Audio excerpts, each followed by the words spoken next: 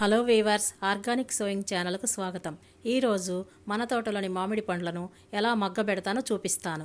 ఈ సంవత్సరం అయితే తెలిసిన వాళ్ళ దగ్గర గడ్డి తెప్పించాను. ఈ కాయలు మొన్న కోసిన పూనాస్ కాయలు, కొన్ని ఆవకాయ పెట్టాను, మిగిలినవి ఈరోజు మగ్గబెడుతున్నాను. ఈరోజు మళ్ళా కొన్ని పూనాస్ కాయలు కోసాను.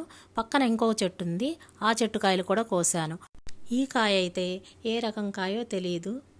గంప తీసుకొని ఫస్ట్ అడుగున కొంచెం గడ్డి వేసి తర్వాత కొన్ని కాయలు పెట్టి దాని మీద మరలా గడ్డి వేసి మళ్ళీ కొన్ని కాయలు పెట్టి మరలా గడ్డి వేశాను. పైన గడ్డి నీట్గా చేసి ఒక క్లాత్ కప్పేస్తే నీట్గా ఉంటుంది మనకు చూడటానికి కూడా.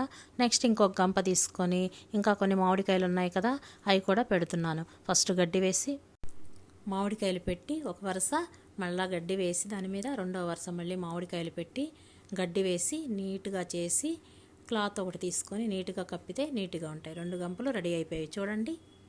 ఈ మామిడి పండ్లను సేంద్రియ ఎరువులతో పండించాను. ఇవి తినటం వలన మనకెంతో ఆరోగ్యం. ఈ పండ్ల గంపలు మంచం కింద పెడతాను.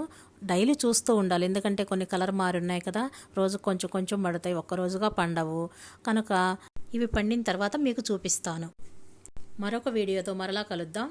మరిన్ని గార్డెనింగ్ వీడియోస్ కొరకు సబ్స్క్రైబ్ చేయండి, లైక్ చేయండి, షేర్ చేయండి, కామెంట్ చేయండి.